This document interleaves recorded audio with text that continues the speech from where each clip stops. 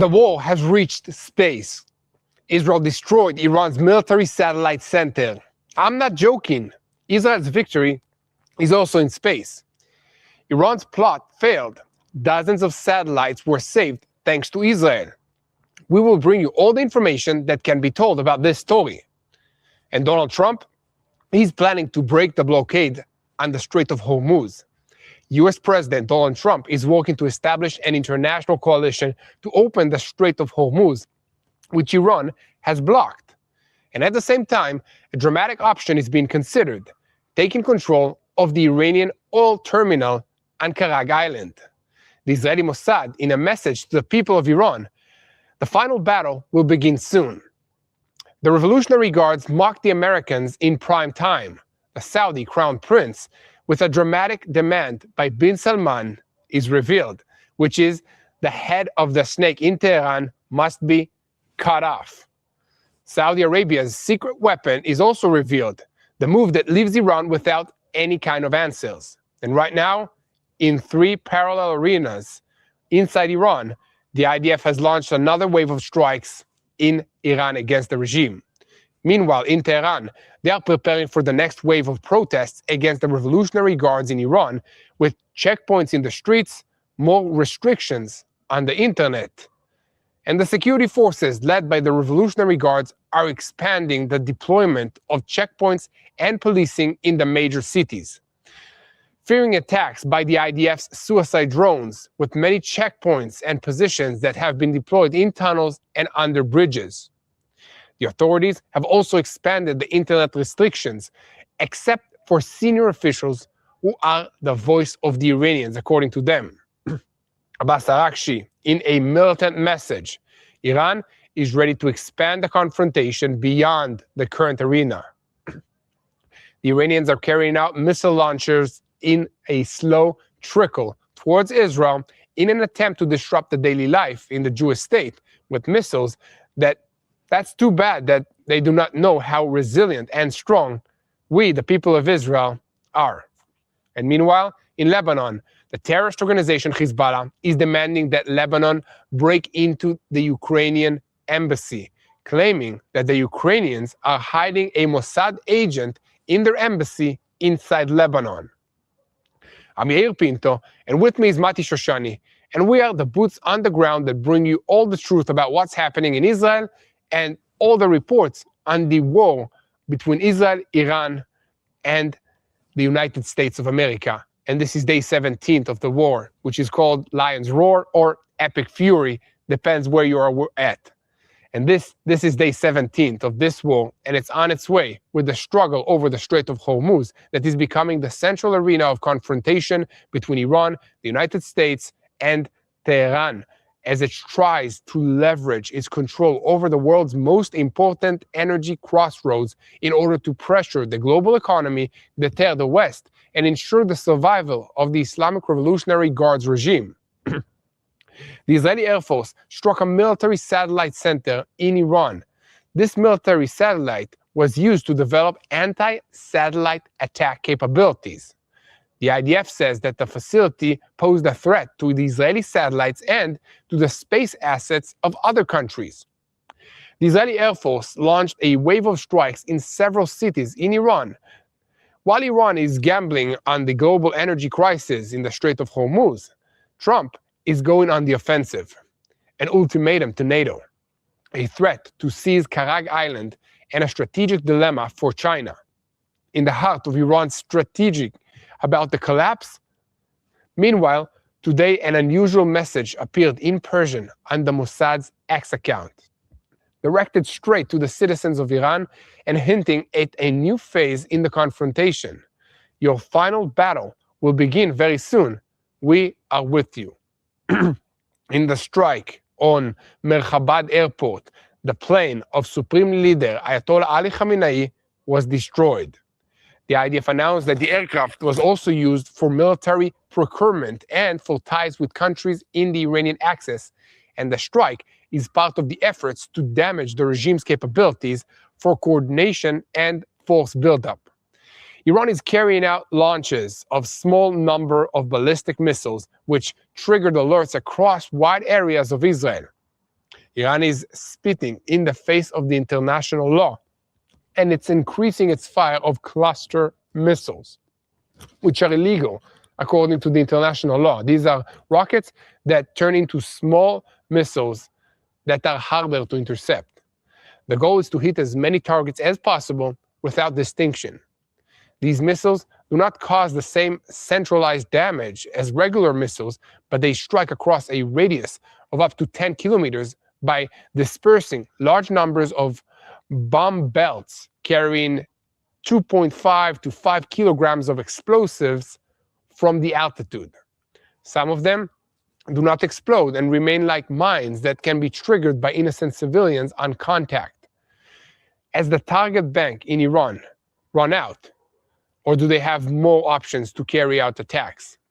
So Operations Lion's Roar began with the elimination of the entire Iranian top leadership.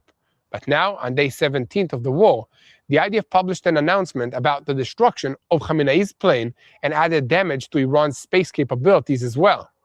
So, what has already been eliminated and what new targets have been created on the move? We will soon bring you all the details. And Saudi Crown Prince Mohammed bin Salman encouraged Trump to continue striking Iran, while the American president is considering dramatic moves, taking control of the Karag island, Iran's oil island, or carrying out a special operation to obtain the enriched uranium stockpile that is located somewhere inside the Islamic Republic. Iran is trying to prevent the Gulf states from exporting oil to Saudi Arabia, but Saudi Arabia, whose wealth came mainly from oil reserves, found a brilliant solution for disrupting Iran and bypassing its threats. We will soon bring you all the details on Saudi Arabia's quiet weapon that neutralizes Iran. Senior officials in Israel against Europe's weakness towards Iran. France and Britain floor rags. This is according to the Israeli officials.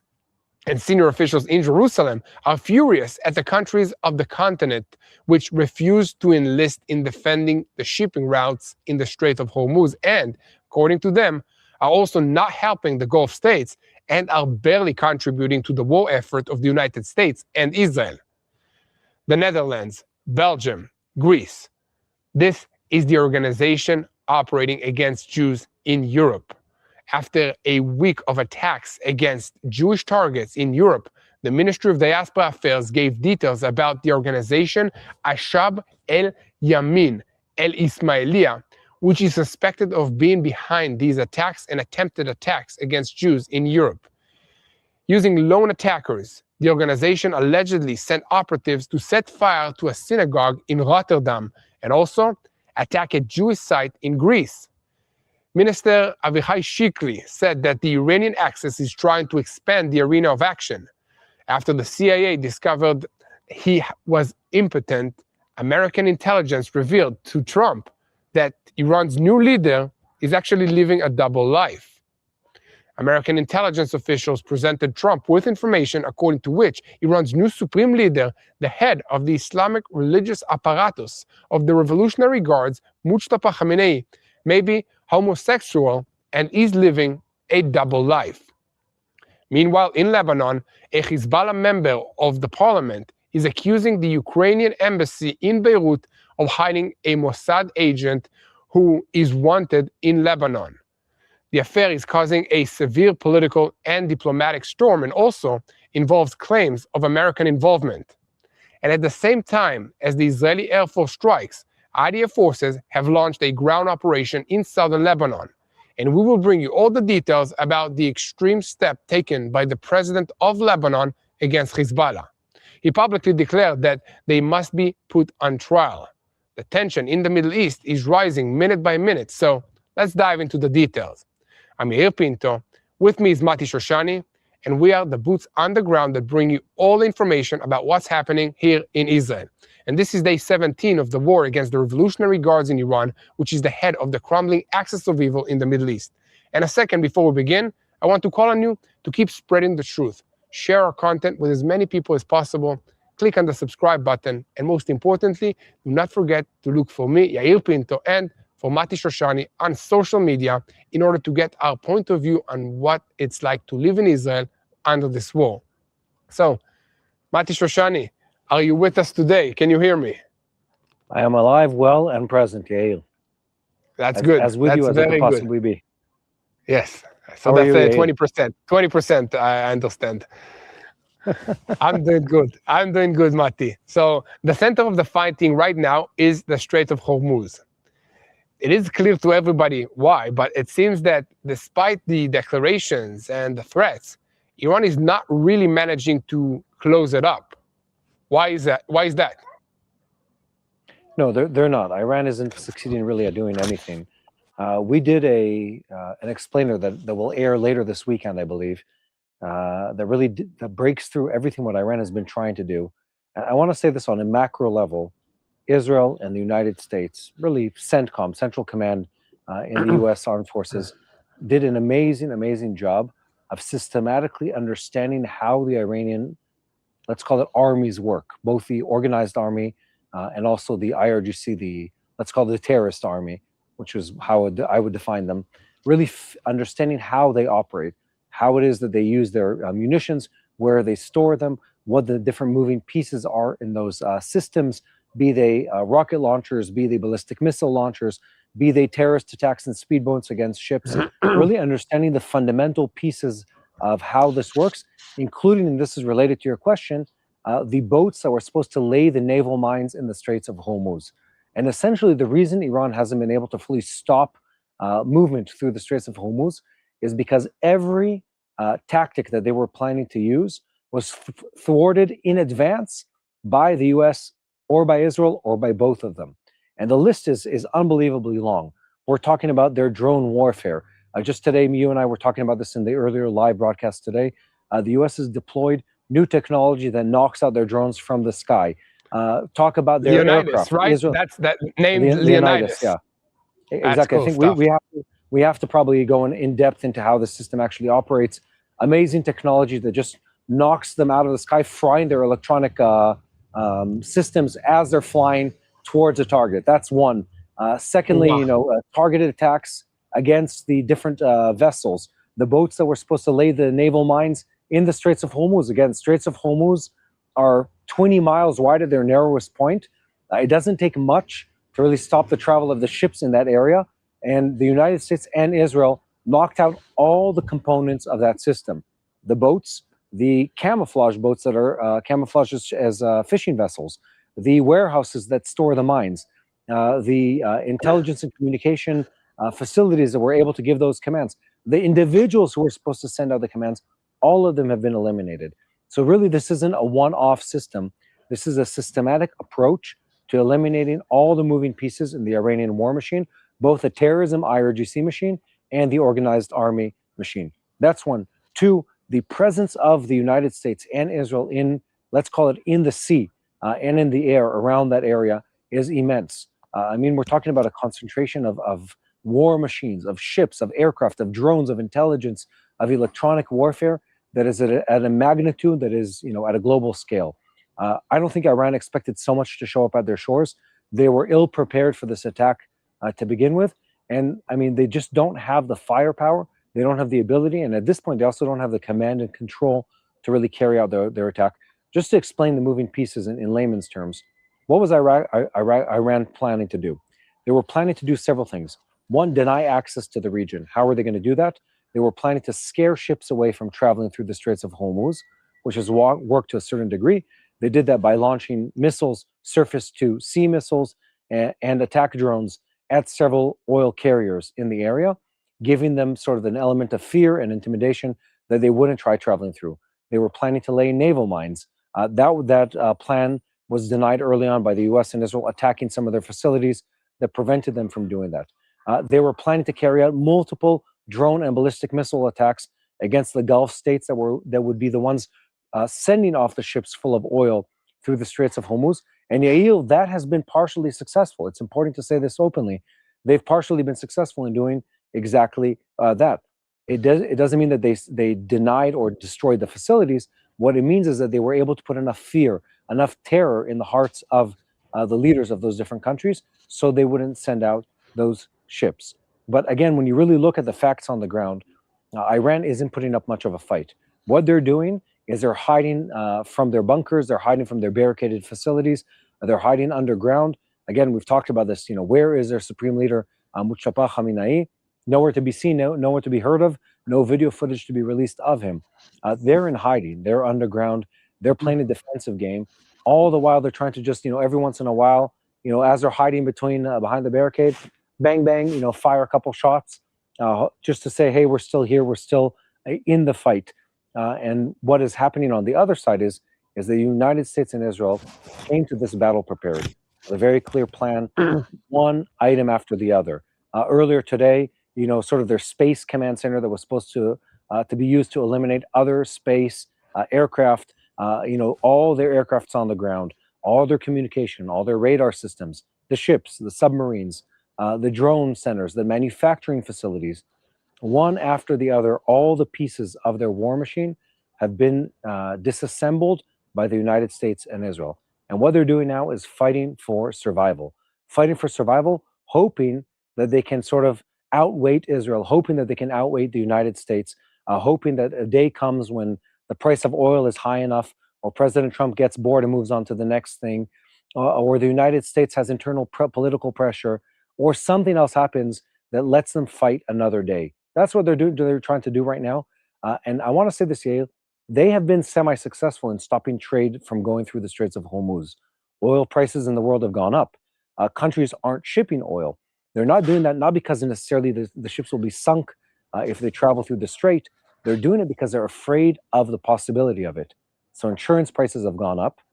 The companies that are behind these oil tankers and oil companies, they don't want to carry them out. And even the Gulf states don't want an image, even if a ship doesn't sink, they don't want an image of a drone attacking and setting fire possibly to a tanker or any kind of other damage, because simply the perception of that publicly is bad for the brand of the Gulf states. It's bad for the brand of the different companies, and it's bad for the stock markets. So people are playing this very, very cautious game right now.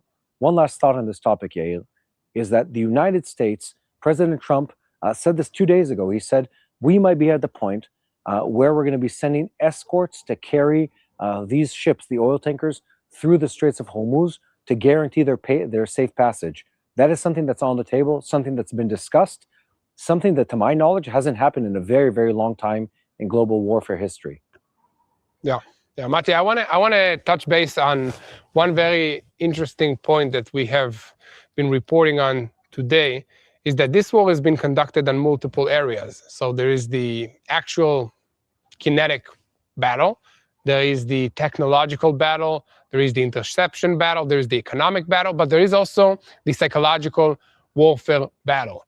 And we do not hear anything from Mustafa Khamenei, the Supreme Leader of Iran, but we do hear a lot of information and reports coming about him from the CIA and from agencies in the United States of America. Why is that happening now? What's that supposed to achieve? I'm sorry for laughing, Yael. We were talking before we went on air about some of these rumors that are being spread. And at this point, I just want to introduce people to the concept of counterintelligence. Sometimes when you're fighting against an adversary, you don't necessarily have to say something that you know is true. You have to say something that puts him on the defense. So the United States, Pete Hegseth, the Secretary of War, he said about him, well, he might be eliminated. He might be maimed. He might be in a coma. He might be disfigured. Now, we don't know exactly what happened. Maybe he does. I don't know exactly what happened to him. But just saying that publicly puts the Supreme Leader of Iran on the defense. Now he has to prove, in Hebrew we say, prove you don't have a sister. It's a joke sort of, where someone blames you of something, you now have to prove that it isn't true, even if there's no way to prove that it isn't true. So Mustafa Khamenei, wherever he's hiding, in whatever state he is, now people have blamed him. They've said or claimed that he's injured, claimed that he's disfigured, claimed that he's lost a leg, or various claims, made claims about his personal life, even about his sexual orientation, and a lot of this is psychological warfare to force him to come out of hiding and to state what he is doing, what he isn't doing, what his state actually is in this situation. The same happened in the opposite direction. I was just thinking about this earlier today. I posted on Instagram on this topic, where a claim was made that Prime Minister Netanyahu the Israeli prime minister, was eliminated. And the proof, quote unquote, that was presented of that was an image where his hand seems, just like it's a bit of an odd angle, where it's in an angle and it looks like he could possibly have 6 fingers. Now, I've met him in person several times. From what I've seen, he only has 10 fingers, 5 on each hand, and he is alive. We've seen the video footage of it. But again, in the age of AI, etc., a lot of this is done to sort of try and manipulate the conversation. Look, the Iranians did this early on in the war, where they were releasing AI-generated images where it looked like Tel Aviv was on fire, and none of it was true. It didn't actually happen. So we don't know what the state of the Supreme Leader is. What we do know is that the U.S. has been very wise, and I'd say even humorous in the way they've been using counterintelligence to spread rumors about the enemy, so the enemy has to respond to them. They've said, on a government level, we've eliminated the entire army of Iran. And then Iran comes out and says, that's not true. There's like 2 vessels left. And now they're playing defense when it comes to PR. They've claimed, we've eliminated the Supreme Leader of Iran. Now suddenly he has to come out of hiding and say, no, I'm here. I'm not dead. But his people are asking themselves all the time, wait a minute, is he actually gone? Do we no longer have a leader of the country? If we don't have a leader, who's leading the country? And they're trying to get into the head of the officers. Maybe there's an IRGC officer out there who says, well, who's giving the orders? If we haven't heard from the Supreme Leader, and 40 of the leadership of the IRGC and the Ayatollah regime were eliminated in minute number 2 of this war, who's actually giving us the orders? Maybe it's some other rogue general. Maybe no one's giving the orders. Maybe they're just, automated orders that are coming out. And that sort of creates a lot of confusion in the enemy's side. And I wouldn't say that's a bad thing, in my opinion, Yael. Yeah. I think that's a very, very legitimate tactic that it's working, because Iran appointed a new Supreme Leader. Nobody has seen him. And all the reports that are circulated are that he's unfit to rule, that he cannot have children, that he's already injured severely. And maybe that's a way to lure him out of the bunker or wherever he's hiding in order to take him out completely. Or when he comes out, he needs to deal with, rebuilding his public image in front of his own people, other than conducting this war. So it's a win-win either way. Exactly, and it delegitimizes him. We've done it on several levels. Prime Minister Netanyahu, President Trump have said, this person will not lead Iran. Then, like 20 minutes ago, a headline in one of the main news outlets in Israel was, the father of Mujtaba, so Ali Khamenei, didn't want him as his successor, and he said publicly, he said to the other Ayatollahs that he doesn't want his son to be his successor. Now, again, all of this, I'm not sure if it's true or not, but the point that we're having this conversation, it delegitimizes his leadership, which isn't legitimate. He wasn't elected by the Iranian people, and he's not fit to govern, but it forces that conversation into the equation. Now they have to defend themselves and say, no, we do have a legitimate leader. Let's prove that he's legitimate. It puts them on the defense, which is where they should be, because they're a illegitimate government leading a people that have been hijacked by the Islamic Republic. So, win-win as far as I'm concerned. Yeah, exactly. And let's talk about this very, very interesting story.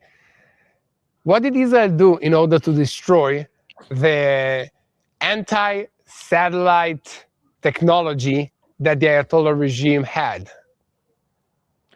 The headlines on that are a bit confusing, and I have to say I myself am a little confused. Tomer, our director, was saying before we went on air that we removed the satellites. That's not exactly what I've seen in the news. Correct me if I'm wrong. What I've seen in the outlets that have released this and in the Telegram groups that we're in is that we've attacked several facilities that are connected to the control center in Iran and the development, so the R&D center in Iran that was responsible for also space warfare. And I know this sounds outlandish and almost humorous to people. Space control, space command, etc.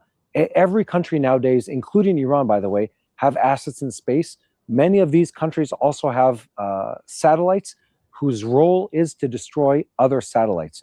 Warfare is not limited only to inside the atmosphere nowadays. I know this for a fact, that Russia, that China, that the United States, they have attacked satellites in space. It's not that they attack terrestrial targets from space, it's they eliminate other satellites. So communication satellites, espionage satellites, etc. They eliminate them in the time of a war. What exactly did we attack? I think the dust is still settling on that. by the way, both literally and figuratively speaking. We attacked for sure several of the command and development centers that are related to an Iranian program to fight Israeli and American assets in space. Did that remove the satellites that they have? I'm not yet sure. We do know that it destroyed the centers, so as in the facilities and the communication in those centers, probably sort of blinding their electronic eyes and electronic command centers from being able to carry out orders. This would be in line with what we've done previously, eliminating communication, eliminating the radar systems, eliminating the grid that supports the electricity and the communication to those different centers. So it's systematic chipping away at the ability of the Iranian regime to fight an organized war, which is exactly where we want them. We want them falling apart. We want them crumbling. We want the people to take over the regime in Iran. That's where they should be. Yeah, exactly. So, Mati, do you think that there will be a police force defending the Strait of Hormuz against the Iranian disruptions, or it's just going to be Israel and the United States defending all the interests of the free world? No, I think there's going to be some kind of coalition. We've seen something similar to this in the past with, the problem with piracy related to off the coast of Somalia in past years. We've seen it also in the past related to Houthi terrorism. There are several countries in the world, specifically the British and possibly the French, that will have no choice but to be part of a coalition. And it's a game of being part of the game. If I'm the United States and Israel, and I say we're going to be defending the ships as they travel through the Straits of Hormuz, there's sort of an underlying message to other countries. Hey, if you want your ships to also be protected, chip in. This isn't just me protecting the world. I'm not the policeman for the entire world, although at the moment, Israel and the United States, in the opposite order, are the policemen of the world. But if the British want, their ships to travel safely, you have big companies that carry a British flag or have a British name in oil companies, BP, for instance, they're going to have to send ships. They're going to have to send intelligence assets and aerial assets to defend them. So it's not just going to be an American or Israeli effort. It's going to be a coalition effort, as it should be. And I also want to talk about the timeline here. Anyone who's expecting this to disappear overnight, that's not going to happen. Even if there's only 10 speedboats left, even if there's only a dozen surface-to-sea missiles left in Iran with people to operate them, it doesn't take much to disrupt travel in the sea. All it takes is a couple rogue terrorists coming out of Iran or out of Houthi-controlled Yemen and just striking against an oil carrier to create a substantial response in both stock markets and the price of oil, and the insurers who need to insure the ships traveling through this area. So there will have to be some kind of military presence. There'll have to be some kind of military escort to work with them, and there'll have to be ongoing attacks against every Iranian military facility and infrastructure to the point where they can no longer fight. Will it be 100%? Not anytime soon, which means we're fighting another war of defense and attrition until we eliminate the Iranian threat altogether. Well, exactly. Looks like we have multiple days or weeks of intense fighting ahead of us. And I think the best thing we can do for now is to pray for the Iranian people, pray for all the allied forces and their families that are worried for their safety back at home, and pray for wisdom to our leaders. This is, I think, the major issues that we can pray for. So thank you so much, Mati. I want to say one more thing, Yael, is if people are watching this at home, there's a time where you can take pride in what your country has done, and there's times when you need to be ashamed of what your country has done. Now is the time for the people of the United States to take pride in what their government has done. President Trump repeatedly in his government, especially in this term, has gone after the evil of our time, and has done so at great expense, both financially and in resources. And he's fighting the just fight, fighting the right fight, fighting a fight that needs to be fought. Many others have shied away from this fight, even in recent weeks. The French, the Italians, they're having back-channel deals with the Iranians to try to pay their way out of their ships being attacked. Shame on their governments, shame on their people for allowing that to happen. The people of the United States, and of course the people of Israel, can go to sleep tonight being proud of their governments who don't shy away from a fight against the biggest bully of our lifetime. And that's something they need to be proud of, and they need to pray for their leadership. We need to pray for our leadership to continue fighting this just fight. Well, thank you very much, Mati. Hope you have a great evening, and we'll see you again tomorrow. Thank you, Ian. And thank you to all of you that are joining us every single day in sharing the truth, in praying, in understanding what's happening here in this region. And if this is the first time you are watching our program, Boots on the Ground, we are TBN Israel. We have a YouTube channel. You can look for it. You can hit the subscribe button, hit this little bell so you receive the notification.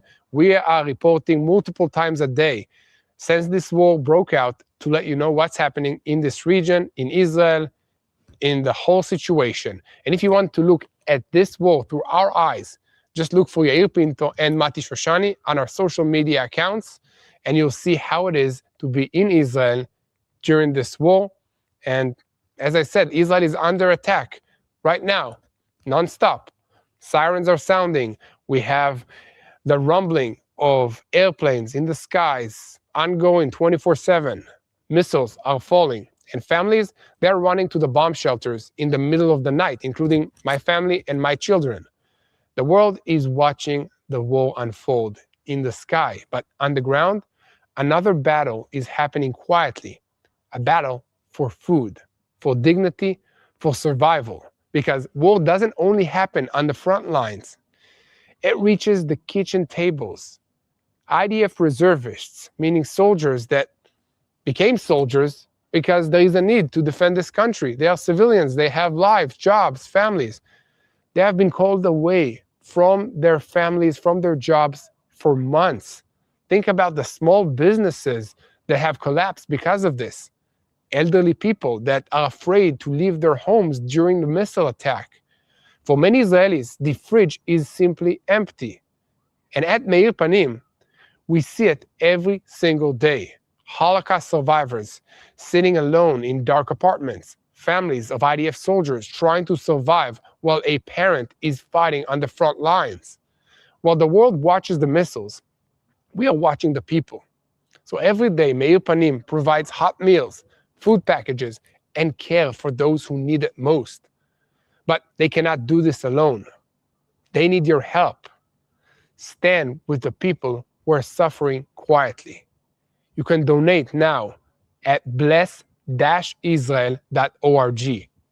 That's bless-israel.org.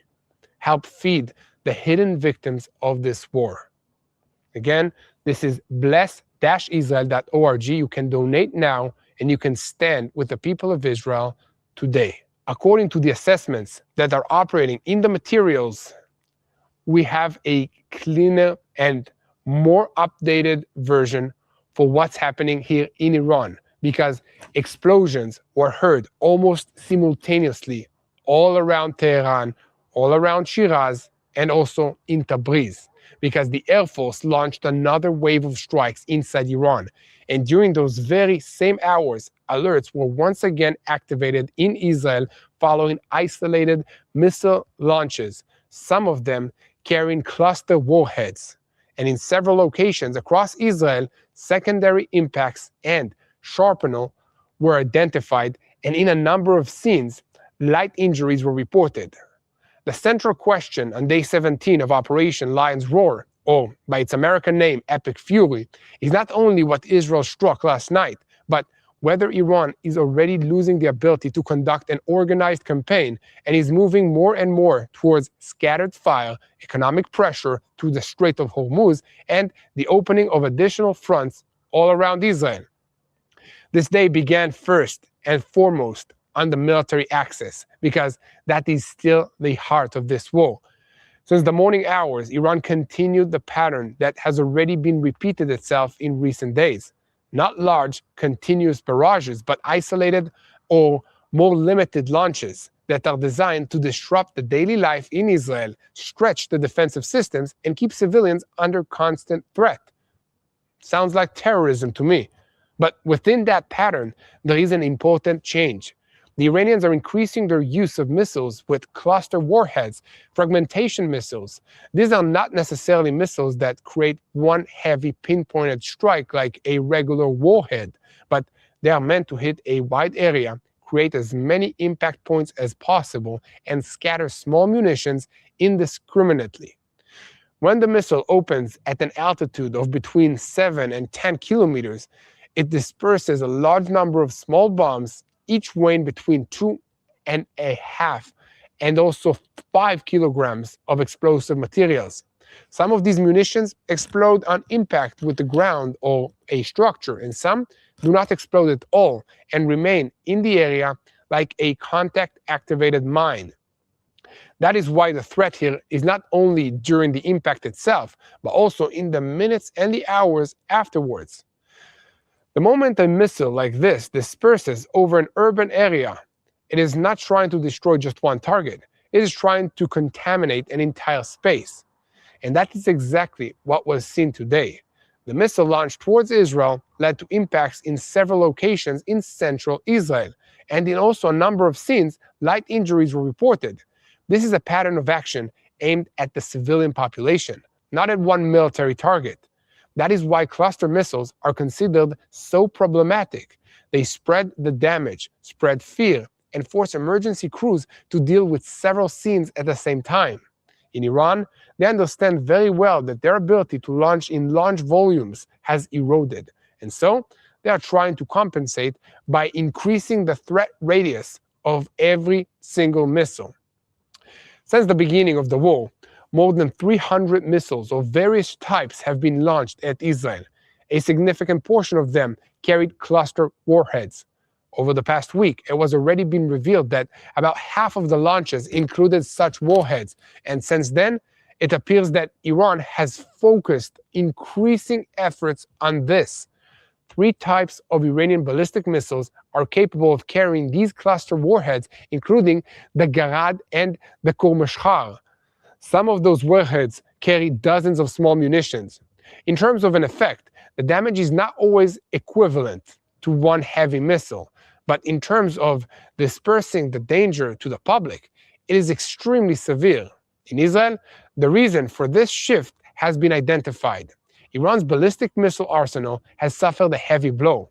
Hundreds of missiles were destroyed, more than 300 launchers were put out of action, and about 70% of Iran's ballistic missile capability was damaged. That is why today's fire looked like a trickle. This is not a pattern of a force that is expanding. It is a pattern of a force that is being worn down, has lost depth, and is still trying to remain in the picture. Instead of large barrages, it sends less. Instead of striking with intensity, it tries to strike across a wider area. Instead of seeking a decisive outcome, it looks for disruption. And while Israel's home front once again went on alert, the Air Force launched another wave of strikes inside Iran. Not in one city and not in one arena. The strikes are directed simultaneously at Tehran, Shiraz, and Tabriz. And this is a very important detail because it shows that the Israeli campaign at this stage is being conducted all across several areas at the same time. This is no longer just a response to a launch. It is a sustained effort to keep Iran under continuous pressure, not allow it to reorganize, and not let it restabilize its governing systems, reconstruction efforts, and military buildup. One of the most prominent targets today was the Iranian center used for developing anti-satellite attack capabilities. This is one of the biggest stories of the day because it shows that the war is no longer limited to the land, to the sea, and to the air. It has reached out of space as well. This center, which was struck in the heart of Tehran, was used to develop military space programs, including the advancement of the satellite Harman-1, which was launched in September 2024 by the Revolutionary Guards. The IDF says that this facility posed a threat to the Israeli satellites and to space assets belonging to additional countries. This is not just a symbolic target. It is the target that says something deeper about the Iranian force buildup. The Iranian regime did not invest only in missiles, drones, and regional proxies. It also invested in developing warfare capabilities in the space domain. From Iran's perspective, space is not an exclusive club of advanced nations. It is a military arena. Whoever knows how to build a satellite, launch it, operate it, and work around the space systems that holds on intelligence, surveillance, and cognitive capability of enormous value. That is why this strike is far more than just damage to yet another building in Tehran. It is a blow to a future capability. And here too, this target does not stand alone. Last week, another center for research in the space field in Tehran was struck, and before that, the Revolutionary Guard's space and satellite headquarters were attacked as well. In addition, the control and the operation building of the Hamas satellite was also hit, a satellite launched in August 2022 and used by the Revolutionary Guards to advance the surveillance and the activity against Israel and against countries of this region. Together with that, dozens of additional infrastructures were also attacked, including about 50 ammunition storage bunkers, a besieged base, internal security force headquarters, and a complex belonging to the Revolutionary Guard's ground forces. In other words, Israel is not striking only what is firing at us now. It is also attacking what was supposed to allow Iran to produce the next generation of a threat. An official from Unit 9900 in the military intelligence defined it this way: the effort is to preserve the IDF's freedom of action in the space domain in order to continue operating observation satellite and provide critical intelligence for war, warning, and target identification in all the combat arenas. This is no longer only a war over the launchers. It is a war over sight, control, and over the ability to know what is happening at every moment. Alongside the strike in the space domain, there was another strike that clearly marks Israel's transition to deeper systematic pressure. At Merhabat Airport, Ali Khamenei's airplane was destroyed. The IDF says that this plane was used not only for flights by the regime's leadership, but also for military procurement and ties with countries in the Iranian axis. So from Israel's perspective, this is not only a strike on a symbolic regime asset. This was a tool used to connect Tehran to its support networks, partners, and also proxies. The destruction of that plane joins an earlier operation at the same airport in which 16 aircrafts belonging to the Quds Forces unit were destroyed. Those aircrafts were used over the years to transfer weapons and money to Iran's proxies in this region, chiefly Hezbollah, the terrorist organization in Lebanon. In addition, Iranian fighter jets that threatened the Air Force aircrafts were also struck there. So Merhabat is not just an airport. It is a center of movement, coordination, and smuggling. And the moment it is struck again, and this time the plane used by the regime's leadership is also taken out of the picture, the message is clear. Israel is not satisfied with damaging the firepower. It is also striking the mechanisms of coordination, force buildup, and recovery. This is exactly where the big question of the day arises. Has the target bank in Iran run out? And the answer is the opposite. Not only has it not run out, it is changing.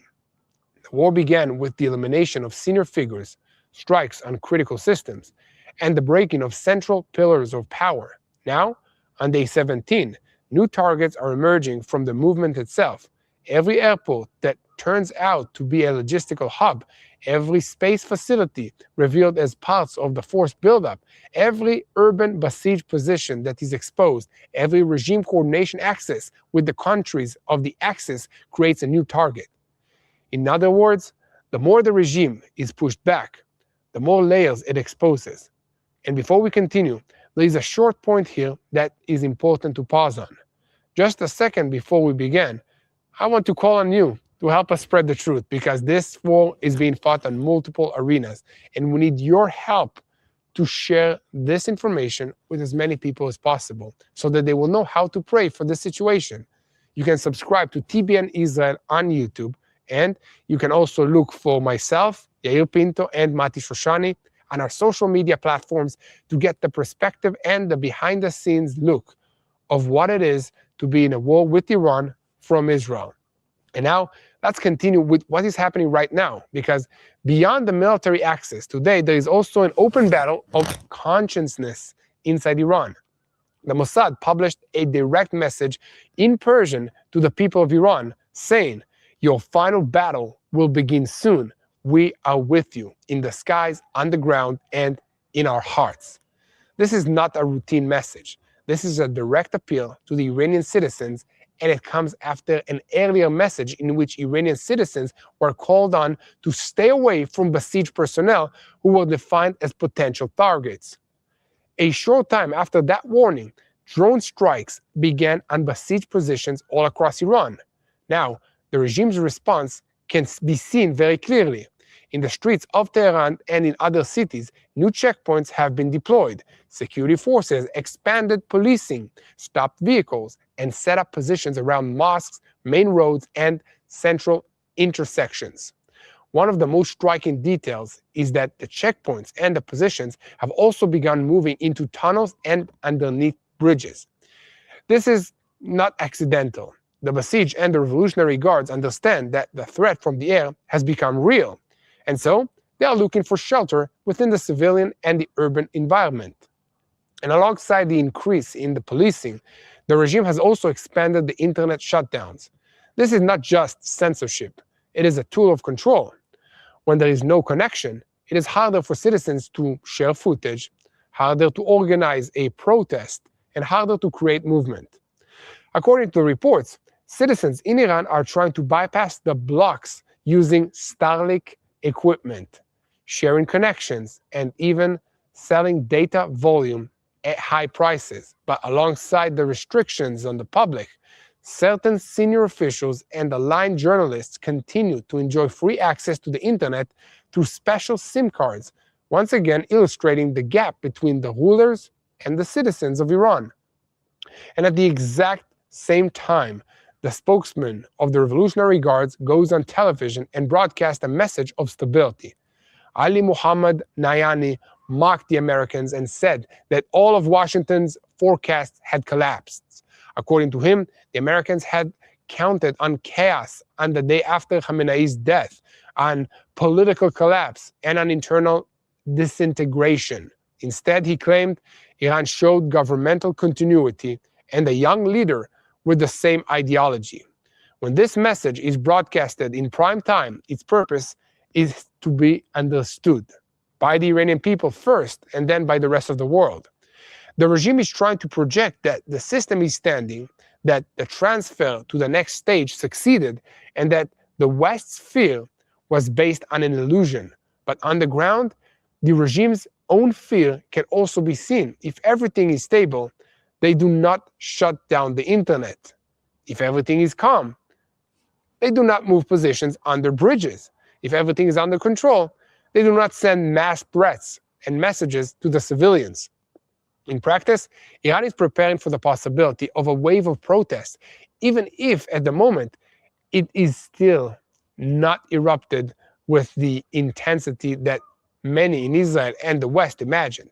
And in the streets, mostly rallies in support of the regime were seen, but the system is operating as if something deep could still break. Foreign Minister Abbas Araghchi added his own combination of a message today. He said that Iran is prepared to continue the confrontation beyond the current arena, and that the war must end in a way that ensures its enemies will not dare attack it again. This is a statement that it is important to hear carefully, because it says two things. First, Tehran is not currently presenting a line of calm, and second, it is explicitly signaling the possibility of expanding the war through regional proxies and additional arenas. In other words, even as its power erodes, it is trying to preserve deterrence through the threat of expansion. And from here, we enter the Hormuz axis, which is one of the most important axes of this day. Iran is trying to use the Strait of Hormuz as a central pressure point on the world, not only on Israel and not only on the United States, but on the entire energy market. It is the major bottleneck of global maritime energy. An enormous share of maritime oil trade passes through this strait, and therefore, from Iran's perspective, any disruption there can become leverage for the economies, for the governments, and for the international public opinion. But this is exactly where Trump is trying to break the game. The White House is working to establish an international coalition to open the Strait of Hormuz to commercial shippings. Trump is pressing NATO countries, Asian countries, oil importing countries, and even China to join the move. According to the reports, he's already holding talks with 7 countries and hopes to announce a Hormuz coalition very soon.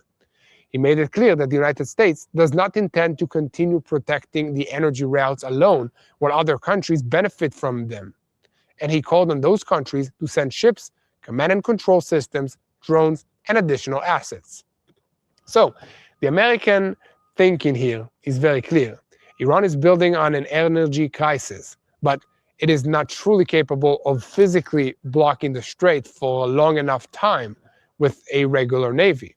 It can harass, threaten, carry out pinpointed attacks, and apply pressure through maritime insurance, explosive boats, precision missiles, and drones. So its real sting is not a total closure, but the creation of a global sense of risk.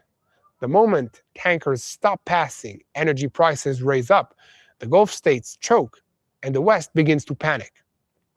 From the American perspective, the moment traffic is restored, a large part of the Iranian leverage collapses, and within this, the next major threat also rises, Karag Island.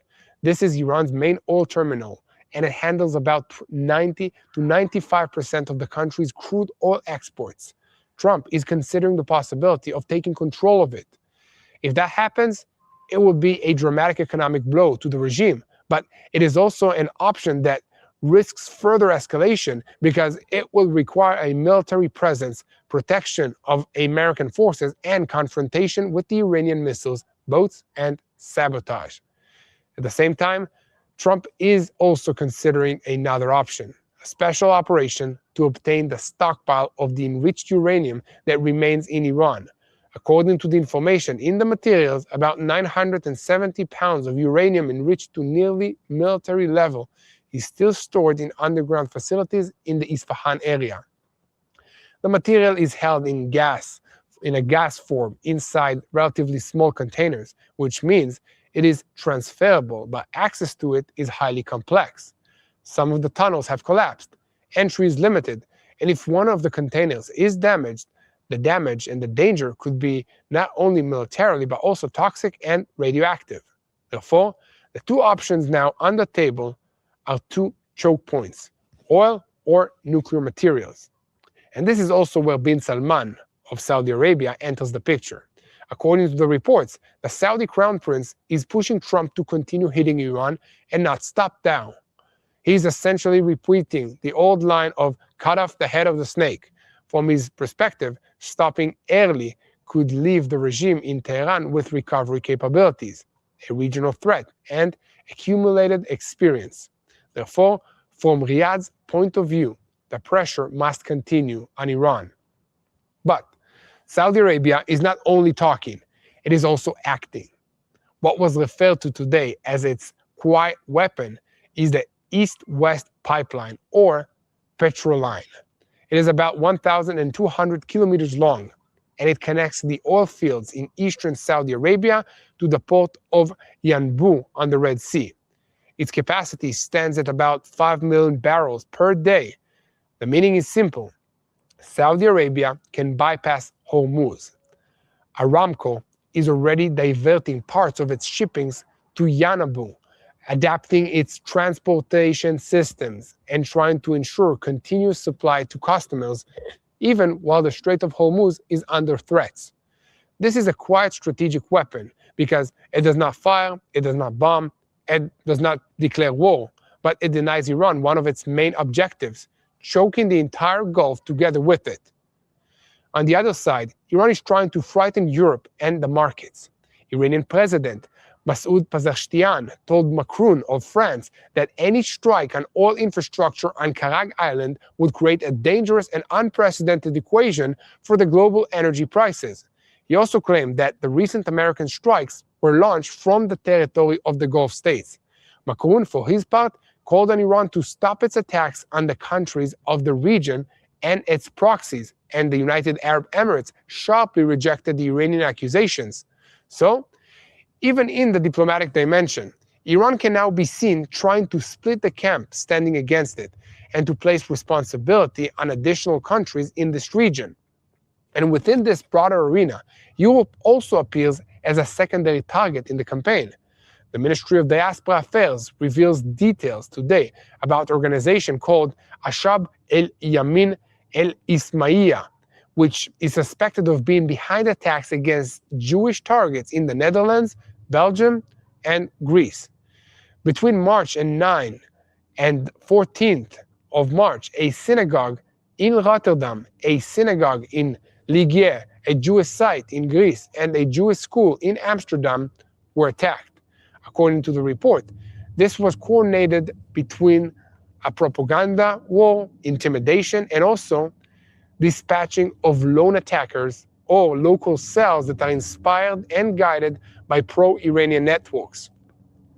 In other words, even while the Iranian regime is being worn down in central arenas, it is still trying to prove that it is capable of exporting terror beyond the Middle East. And at the end of this day, Lebanon also moves up a level. On the one hand, a Hezbollah member of parliament is accusing the Ukrainian embassy in Beirut of hiding a Mossad agent. This is a move that creates a political and diplomatic storm and tries to open another regional pressure point. On the other hand, and with far greater importance, IDF forces launched a focused ground operation in southern Lebanon. The 91st Division forces are operating at key targets as part of the efforts to establish forward defenses. Before the ground forces entered, the IDF struck many targets using artillery and air forces in order to remove threats and enable the maneuver. According to the data provided since the beginning of this campaign, the 91st Division and the Air Force have led to the elimination of more than 230 terrorists and the striking of more than 200 Hezbollah terror targets and also infrastructures. Now that effort is moving up a level with a gradual ground operation that is intended to expand the security zone for the northern countries and northern communities of Israel. And at the same time, strikes deep inside Lebanon are also continuing. Radwan forces and headquarters in the heart of Beirut were destroyed. Fighters from the 91st Division encountered terrorists in the Lebanese soil, eliminated them, and destroyed the weapons. Brigadier General Efi Dafrid said that Hezbollah is part of the Quds forces and operates in order to protect the Iranian regime and the Revolutionary Guards. Therefore, from Israel's point of view, the Lebanese front is not a separate arena. It is an inseparable part of the campaign against Iran itself. And when at the same time the president of Lebanon comes out against Hezbollah and makes clear that it should be put on trial, it becomes clear that even inside Lebanon itself, the pressure is changing, not only militarily, but also politically as well.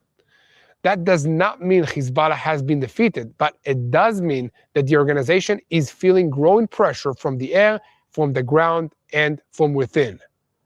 This was day 17 of the operation, a day in which Israel struck missile systems, regime infrastructure, coordination axes, and a space domain.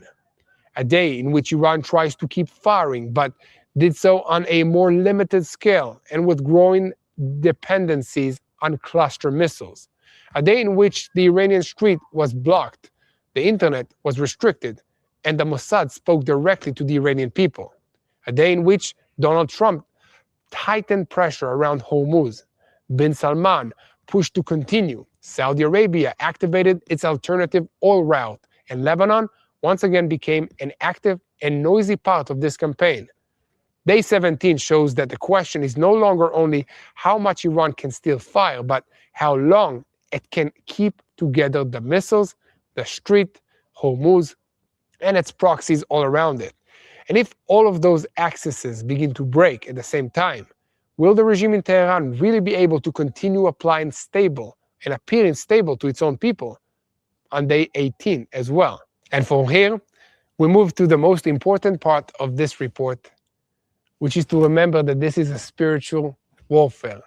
And how do we fight a spiritual battle? We pray. So let's unite in prayer for our leaders to make the right decisions. Let's pray for all the military personnel and their families that are risking everything for all of us. Let's pray for the people of Iran to have freedom of this terrible regime. Let's pray for the peace of Jerusalem.